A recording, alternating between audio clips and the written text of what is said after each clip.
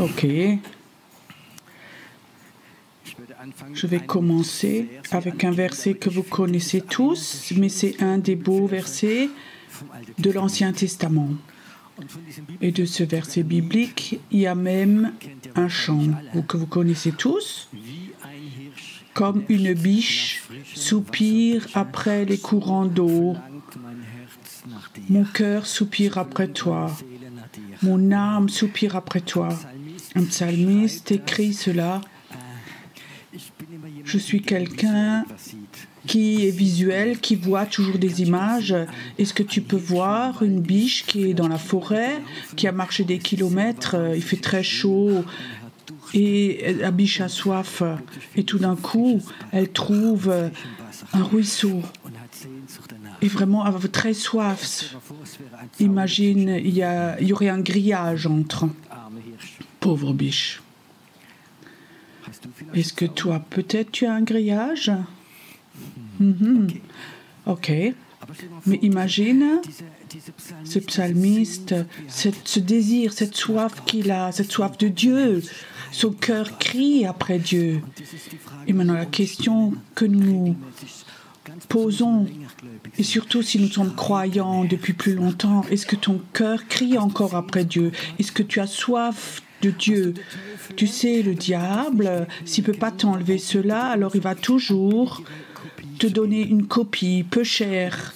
Et tout d'un coup, il y a des chrétiens, j'ai vécu ça déjà, ils ne crient pas après Dieu, ou ils crient après, ou ils ont soif de l'onction. Oh, j'aimerais aller à des conférences, il y a la présence de Dieu, il y a d'autres chrétiens. Oh, j'ai vraiment le désir d'avoir de la communion avec d'autres chrétiens, je me sens bien, parce que la communion avec les chrétiens, c'est bon. Mais avoir un désir de l'onction, c'est bon aussi. Mais le désir de la louange, c'est bon aussi. Ça peut être tellement bon. On adore et avec les super chanteurs. Et on a même la chair de poule. Waouh, waouh, waouh. Tout ça, c'est très beau. Mais ce n'est pas Dieu. Et parfois, nous pouvons comme ça remplacer ça. On trouve des témoignages, un beau livre, un beau CD de louanges.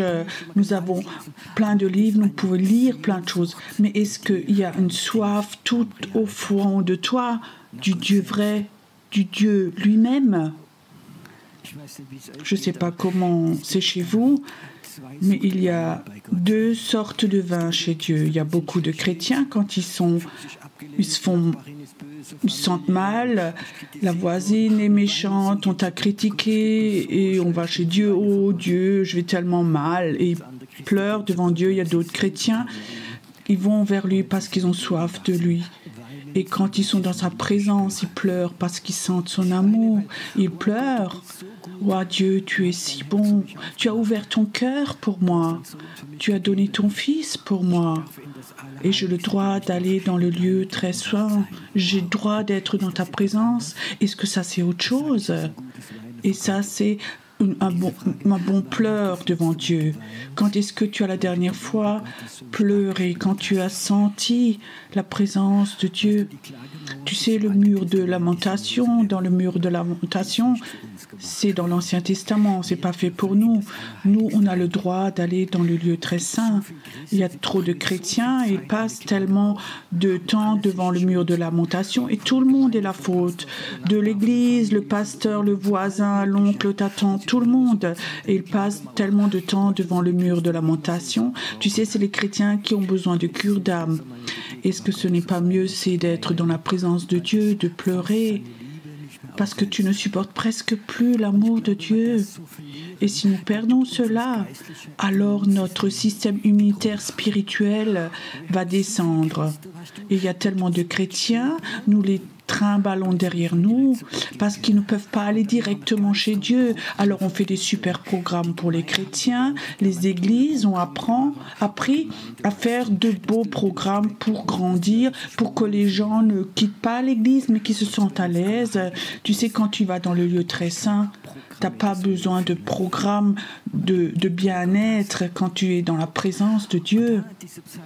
Et là, ce psalmiste écrit « J'ai soif de ce Dieu réel, j'ai soif de sa présence, j'ai soif de lui tout seul, personnellement. » Et nous avons dans les temps qui deviennent de plus en plus dangereux, plus sombres, nous avons besoin de cela. Ça, c'est notre garantie pour la vie. Ça fait 2 jours maintenant que j'ai roulé en vélo, ou j'ai un vélo électrique. Il y a peut-être 5 personnes qui me disent « Oui, tu n'as pas un casque pour rouler. » Tout de suite, c'est cette pensée allemande, c'est dangereux. J'ai pas besoin de casque, j'ai besoin de relation avec Dieu. Tu peux porter un casque, c'est pas un problème. Mais vous comprenez, parfois on a tout de suite quelque chose d'important. Moi, je mets pas un casque parce que je veux pas tomber. C'est tout simple. J'ai pas des idées de tomber, tu comprends? Mais j'ai l'impression comme ça, tu sais, l'essentiel, parfois, nous l'avons perdu. Cette soif de Dieu. Quand le matin, tu te réveilles, quand tu étais né de nouveau, le matin, tu te réveilles et waouh, tu es amoureux de ton Dieu, tu es amoureux de Jésus. Et quand on est amoureux de Jésus, on fait des choses folles. Quand j'ai trouvé Jésus et qu'il m'a trouvé, j'étais amoureux de lui. Je pensais que tous les chrétiens sont comme ça et ils restent comme ça. Et je me rappelle une fois, je me réjouissais tellement. À Heidelberg, je roulais en voiture et devant moi, il y avait une voiture avec un poisson. Je me réjouissais, j'ai attendu et j'ai prié que le feu rouge passe au rouge. Effectivement, il est passé rouge. Il devait stopper devant moi et je suis sortie de la voiture et je suis allée vers lui et j'ai crié « Alléluia !» Tu sais ce qu'il a dit, lui? Tu es sans doute un fou charismatique, toi. Je ne savais même pas qu'il y avait des charismatiques et d'autres chrétiens. Quand on est amoureux de Jésus, on fait des choses folles, c'est juste ça. Est-ce que quelqu'un d'entre vous, je ne parle pas spirituellement, qui a vraiment été amoureux une fois dans sa vie? Les autres qui ont leurs mains en bas et mentent.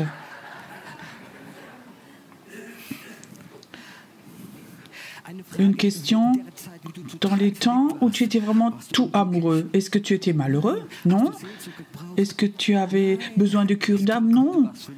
Non, tu étais amoureux, tout simplement. Quand mon épouse était amoureuse, avec moi, de moi, mon épouse, ceux qui la connaissent, elle est assez réservée. Mais quand elle était amoureuse, je me rappelle, c'était le 2e rendez-vous, elle avait juste bu un martini. C'était le soir à 11h, on traversait Strasbourg dans la zone piétonne. Tout d'un coup, elle monte sur une poubelle, elle était haute comme ça, et elle me chante un chant d'amour. Là, elle ne peut pas chanter, mais c'était beau, c'était très beau. Quand on est amoureux, on fait des choses folles. Et alors, elle travaillait quelque part et elle avait là-bas l'appartement aussi. Et c'était à 11h. Après le cinéma, et elle disait « Pierrot, t'as encore faim ?» Quand on a 20 ans, on a toujours faim. Je disais « Oui. » Alors, viens chez moi. Elle m'a emmenée dans son appartement. Elle dit « Viens, assieds-toi. Et je te fais quelque chose à manger. Qu'est-ce que tu veux faire ?» Il était « Oui, je te fais des frites et du poulet. » Et je disais « C'est 11h, c'est 23h, c'est pas trop tard, non ?» Et effectivement, elle m'a préparé un poulet, des frites et une mousse au chocolat. Tu sais, ma première vision, c'est là que je l'ai eue. Je me voyais les 30 prochaines années. Waouh! J'ai demandé 2 fois, c'est pas trop de travail, non? Et quand nous étions mariés,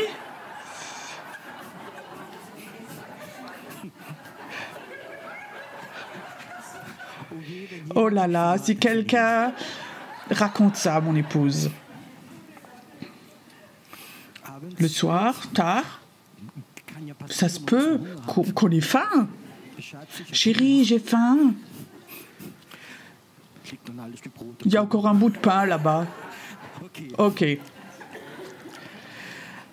Quand on est amoureux, tout est différent. Tu comprends? Maintenant, cette question, on ne peut donc pas toujours être amoureux en Jésus? Ou est-ce qu'on peut quand même? Tu sais, il faut cultiver ça, il faut le cultiver, il faut le soigner. Aussi dans une relation, il faut cultiver, soigner cette relation. Je peux être honnête, je veux blesser personne, mais moi je suis quelqu'un qui voit des choses. La dernière fois, quand je rencontrais une femme que j'avais vue plusieurs fois, une chrétienne, le mari était derrière elle comme ça, et je regardais, elle disait « Oui, c'est mon mari ». Et le mari dit il disait oui de la tête, et je regardais, elle a une laisse avec.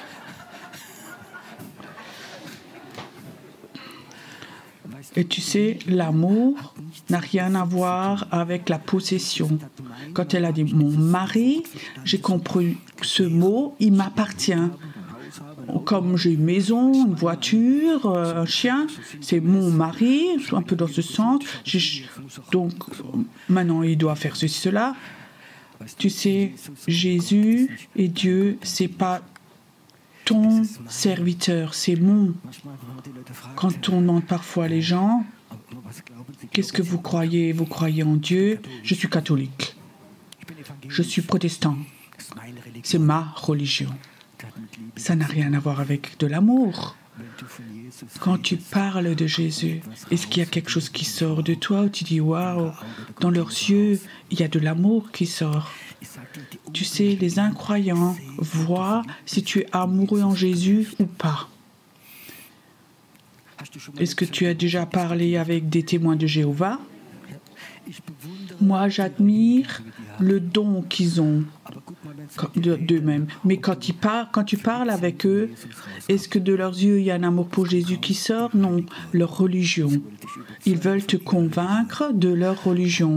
N'essaie pas de convaincre des personnes de ta foi. Mais les gens doivent voir ton cœur comme tu es amoureux de Jésus. Ils doivent voir dans ta manière que tu as quelque chose qu'ils n'ont pas. Comme la biche soupire après l'eau, mon cœur soupire après toi. Est-ce que cette faim de Dieu est en toi? C'est tellement beau d'être ensemble avec des personnes qui ont faim de Dieu. C'est terrible d'être avec des chrétiens qui savent tout, qui te jettent juste des versets religieux tout le temps. Parfois, je préfère parler avec un bébé chrétien qui a beaucoup de manques et qui a beaucoup de faiblesse de caractère et qui prend peut-être des drogues, un peu d'alcool, mais qui aime Jésus. Je préfère presque que quelqu'un qui est 30, 40 ans et qui est légaliste et qui te jette encore des versets bibliques à la tête. Pourquoi? L'autre, il y a quelque chose de Dieu, malgré tous ses défauts, quelque chose qui vit. Et l'autre, il n'y a presque plus rien qui vit que encore un savoir biblique. Et je crois, il faut que nous fassions attention. Nous pouvons nous éprouver. Est-ce que je suis amoureux de Dieu? Est-ce que mon cœur crie après lui? Ou est-ce que j'ai déjà remplacé cela? Tu sais, le diable ne va jamais dire, il va en disco, va dans le monde, fait ceci, cela. Il va dire, tu dis tout de suite, non, ça ne vient pas de toi. Mais il va commencer à remplacer des choses qui remplacent cette soif de Dieu. Je vais dire maintenant quelque chose, mais je dis quand même le ministère. Un ministère pour Dieu. Au début, tu es croyant. Frère, tu as un ministère. Tu fais l'accueil. Tu as le droit de faire la louange. Tu as le droit de faire ceci, prier pour les malades. Tu peux faire cela. Et les gens sont tellement enthousiastes de leur ministère qu'ils n'ont plus soif de Dieu, mais ils ont soif de leur ministère. Ça, c'est quelque chose qui est normal.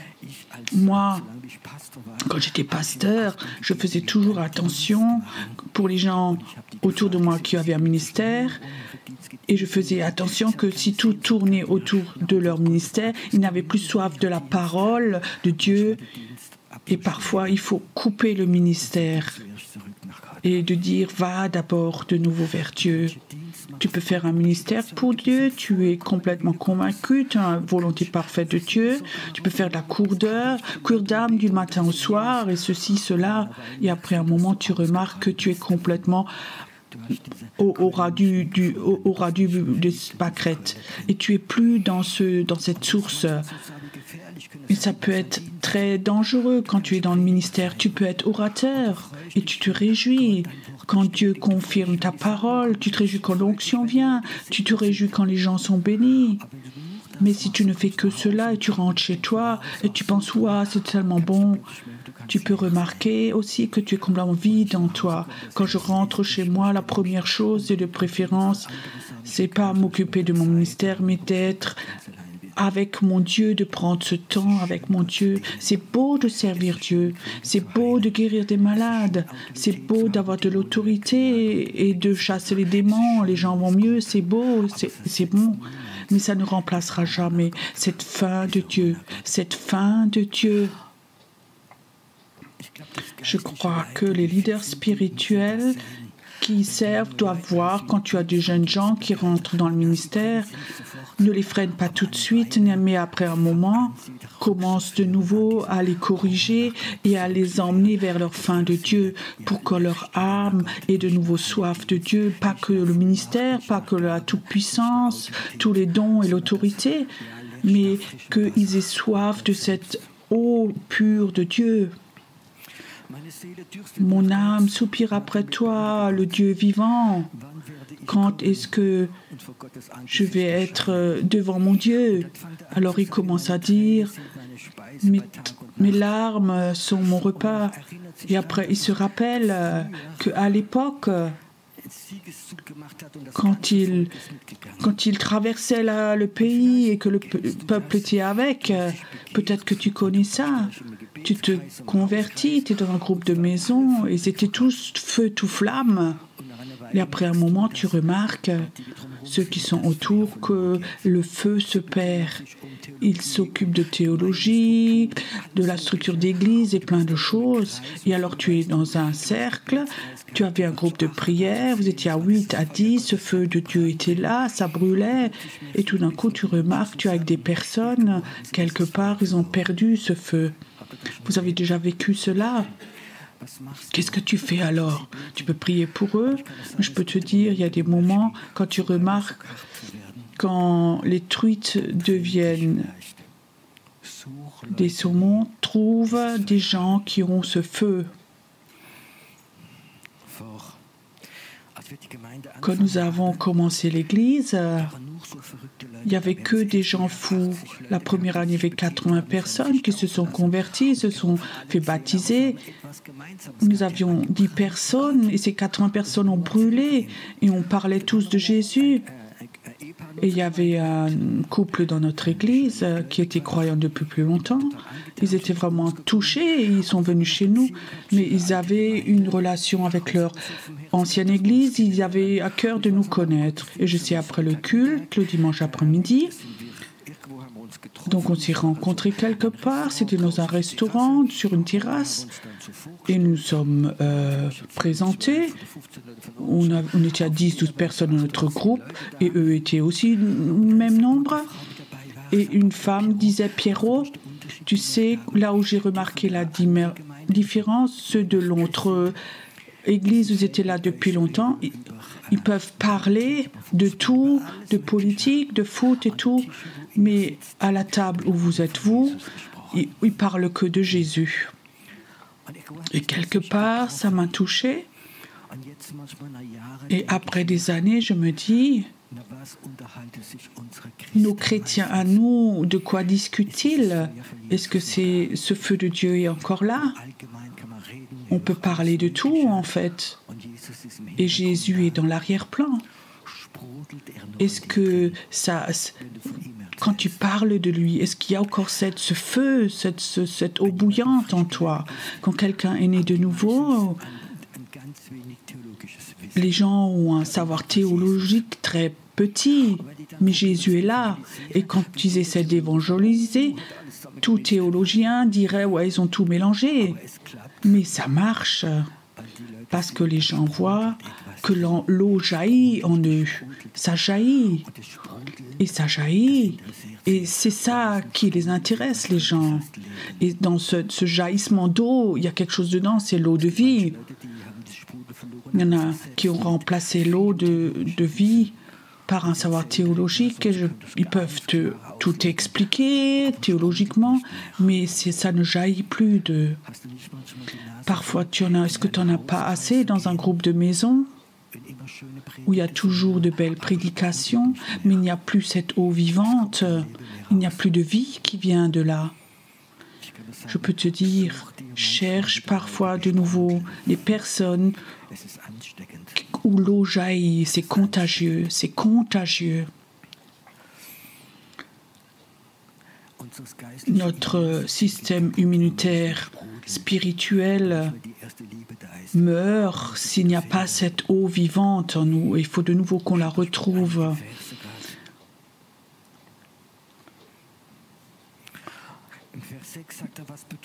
Au verset 6, « Mon âme, pourquoi te troubles-tu? Pourquoi tu es si troublé?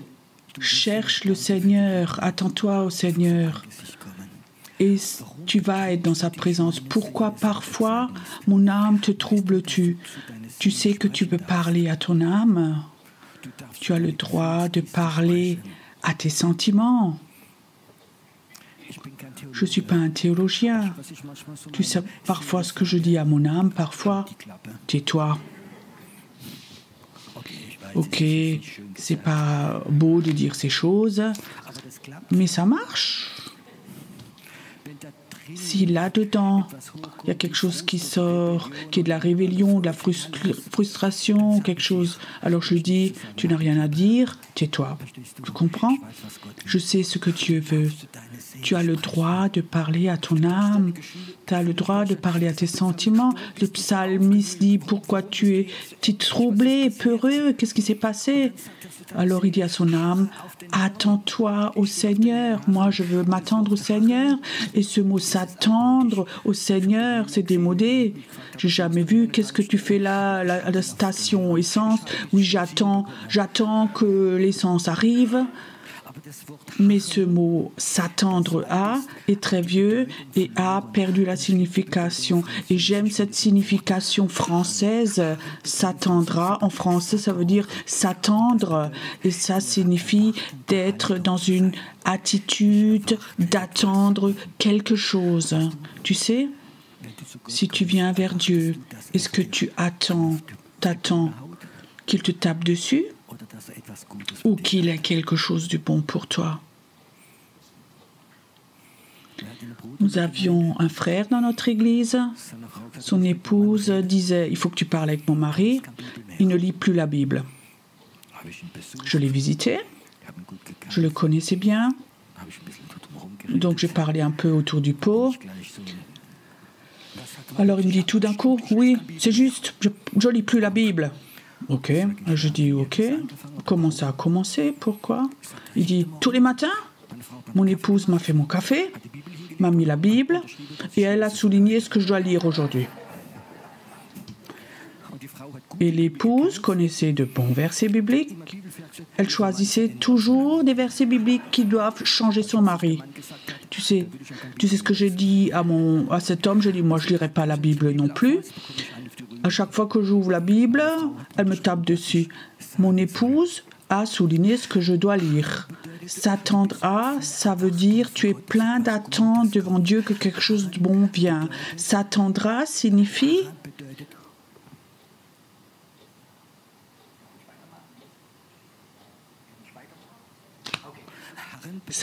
signifie je deviens tout calme.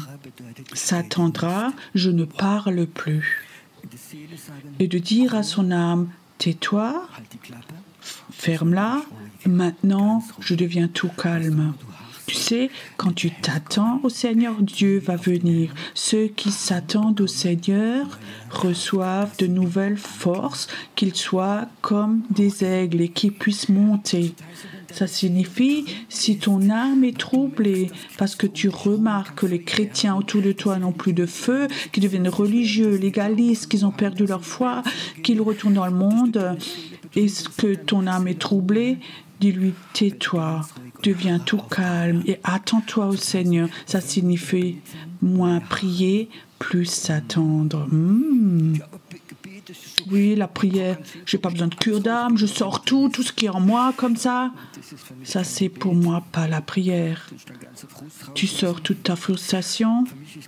Pour moi, la prière, c'est d'abord s'attendre à devenir calme. Ton âme devient calme et attends que Dieu a quelque chose de bon pour toi, ce que tu peux prier. C'est une différence. Alors tu ne pries plus, tu pries plus tes blessures, ton opinion, mais tu pries ce que Dieu veut te donner. Dans le silence, nous pouvons nous attendre à lui. Vous avez peut-être entendu que Doro hier était allée à l'hôpital, celle qui fait la louange, elle n'allait pas bien, il le gardait cette nuit. Et ça peut troubler mon âme, tu comprends? Qu'est-ce que je fais alors? Les gens m'ont demandé, t'as déjà prié? Non, je n'ai pas prié. Je m'attends au Seigneur. Tu comprends? J'attends à devenir calme, tous mes sentiments, à les mettre en arrière, à les taire, et j'attends que le Seigneur me montre quelque chose. Et après, je vais prier, je sais que ça va se révéler, se réaliser. Parfois, nous avons une âme comme ça qui est très forte. Parfois, il faut que nous apprenions de nouveau à devenir tout calme devant notre Seigneur, que notre âme s'attende au Seigneur. Et le psalmiste, là, a de mauvaises nouvelles. Son âme était troublée et il dit à son âme, sois tranquille. Et je veux commencer à m'attendre au Seigneur jusqu'à ce que je reçoive quelque chose du Seigneur. Et alors il proclame, nous allons avoir la joie, nous allons être dans la présence de Dieu et avoir la victoire. Les chrétiens ont oublié de s'attendre au Seigneur, nous avons oublié. Moi, de ma personne, je n'ai pas été béni avec la patience.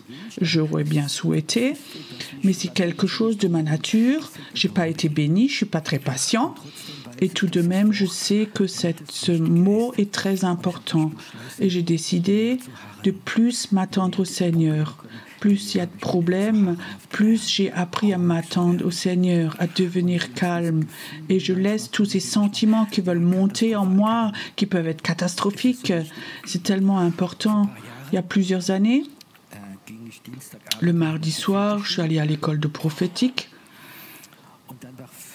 À 20h moins 5, j'étais au bureau, je voulais juste rentrer dans la salle, la louange avait commencé, le téléphone sonne, c'était mon épouse, et elle dit, notre fils le plus jeune, il avait 4-5 ans, il est tombé du haut du garage et avec la tête, il est tombé sur la tête, donc crâne fendu. Le médecin est arrivé, il était dans le coma, le sang sortait de l'oreille et le bras était cassé aussi.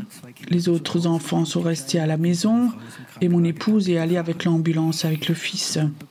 Et alors tu reçois cette nouvelle, tu es au téléphone, tu veux juste aller dans la salle prêcher et parfois quand tu as l'habitude de t'attendre au Seigneur, ça va vite. J'étais là au téléphone, mon épouse me raconte tout ça, j'entendais l'ambulance, j'entendais les filles crier, mes petites, et à s'attendre au Seigneur. Et tout d'un coup, le Seigneur me dit, dis-lui, ce n'est pas grave. Ça a l'air un peu fou, hein? Mais je disais à mon épouse, écoute, ne te fais pas de soucis. Je reviens après la réunion de prière, c'est pas grave.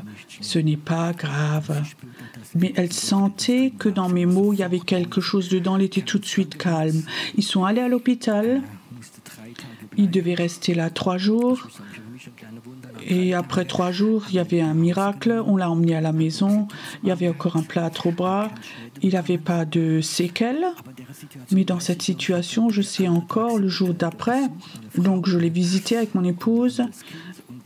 Et alors il fallait que je sorte dans le couloir. Le médecin devait faire quelque chose chez le fils. Je suis allée donc dans le couloir. Et on a la chambre à côté, une femme aussi qui est sortie parce qu'il voulait aussi faire quelque chose dans la chambre. Et je simplement parlais avec elle. Et elle disait, je suis de Serbie, je parle un peu allemand. Mon enfant a 8 mois et il a cette maladie Kawasaki, une maladie du cœur. Il doit être opéré, elle était pleine de soucis. Je la regardais. Est-ce que je peux prier pour votre enfant? Elle dit, oui, vous prenez rentrer dans la chambre. Je priais pour l'enfant. Et la femme, qui n'était pas une chrétienne née de nouveau, elle disait, quand vous avez prié tout le temps, j'ai vu un ange blanc ici, là, au lit. Elle a eu cette vision. Et le jour d'après, on a cherché notre fils avec mon épouse. Et cette femme sort. J'étais juste chez le professeur. Mon enfant est complètement guéri. Il n'a pas besoin d'être opéré. Tu comprends? Laisse les sentiments pas te rendre fou, te mener par le bout du nez. Et dis stop à tes sentiments. Et dis attends-toi au Seigneur. Je souhaite tellement que nous soyons une assemblée qui s'attende au Seigneur de nouveau, à sa direction, ce que lui dit, comment nous devons prier, ce que nous devons faire, ce qui est au programme maintenant. Quand nous sommes une assemblée qui s'attend au Seigneur, nous n'allons pas être fatigués et nous serons une assemblée prophétique comme des aigles. Apprends à parler à tes sentiments. Surtout quand il y a des situations comme ça, maintenant c'est grave, maintenant je vais péter les câbles. Tu dis stop, je m'attends au Seigneur et dans ma situation, lui va parler. Vous connaissez ça? À chaque fois où vous vous êtes énervé, je me parle aussi. Après, quelques jours après, tu dis, mais tu n'aurais même pas eu besoin de t'énerver. Vous connaissez ça?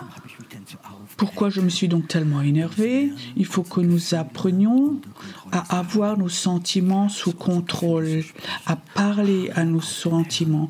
Parle, attends-toi au Seigneur et tu vas être victorieux. Parce que dans cette attente, Dieu aura la victoire. Dieu, ce n'est pas quelqu'un qui fait tout vite. Il y a des personnes qui pensent. C'est des chrétiens de principe. Ils ont aussi appris des principes, des versets bibliques à proclamer. Ils pensent que Dieu est comme un distributeur automatique. Tu mets 2 € dedans et en bas, il y a une boîte de coca qui sort. Et si ça ne va pas assez vite, on tape un peu avec le pied contre cet appareil et la boîte sort en bas. C'est l'image que beaucoup de chrétiens ont de Dieu. Il est écrit, je proclame, alors il faut que tu me donnes. Ce n'est pas une histoire d'amour avec Dieu, cela. Mais apprenez de nouveau à s'attendre à Dieu, devenir tout calme et s'attendre au Seigneur. Si les gens ont appris cela, je peux te dire, c'est une telle bénédiction de devenir calme et s'attendre au Seigneur. Je crois que ces jours, nous pouvons apprendre à devenir calmes, de te retirer, de se promener, s'asseoir quelque part tout seul sur un banc et de dire Seigneur, je veux de nouveau apprendre à m'attendre à toi, à devenir tout calme, parce que je sais que dans cette attente, il y a quelque chose de bon qui vient de toi pour moi. Tu as de bons plans encore pour moi. Beaucoup trop de chrétiens sont morts trop tôt et ne sont pas rentrés dans leur appel parce qu'ils n'ont pas appris à s'attendre.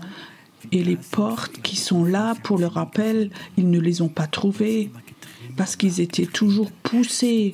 Il y a tellement de chrétiens qui sont poussés. Apprends de nouveau à t'attendre au Seigneur, devenir tout calme devant Dieu. Est-ce que tu crois que le jour où tu vas au ciel, Dieu peut te montrer combien de bonnes choses que Dieu voulait te donner? Mais parce que toi, tu n'es pas allé dans le calme et le silence, Dieu ne pouvait pas te les donner. Est-ce que tu crois qu'il y a tellement de bonnes choses que dans ton appel, Dieu voulait te donner, mais tu étais tellement stressé, poussé, que tu n'as pas réalisé tout ça? Est-ce que ce matin, tu peux dire, Seigneur, aide-moi. J'aimerais de nouveau apprendre à m'attendre à toi, devenir tout calme. Tout calme. Que je puisse de nouveau recevoir ta volonté, tes réponses, tes directives. Seigneur, pardonne-moi où j'étais tellement poussée, où j'ai même stressée, où même mes prières étaient stressées, j'étais plus dans ta présence. Jésus dit, ma paix, je vous la donne. La paix d'être dans la présence de Dieu, de s'attendre à lui. Je sais, le Saint-Esprit est là maintenant et il a un besoin de te montrer de nouvelles choses, de te donner des réponses. Mais il ne peut que les donner si tu es en train de t'attendre à lui, de devenir tout calme devant lui. J'aimerais un moment que nous ayons cette attitude d'attente maintenant, de nous attendre à notre Seigneur, que nous ayons cette attitude maintenant, que Dieu, tout personnellement, peut te donner des révélations.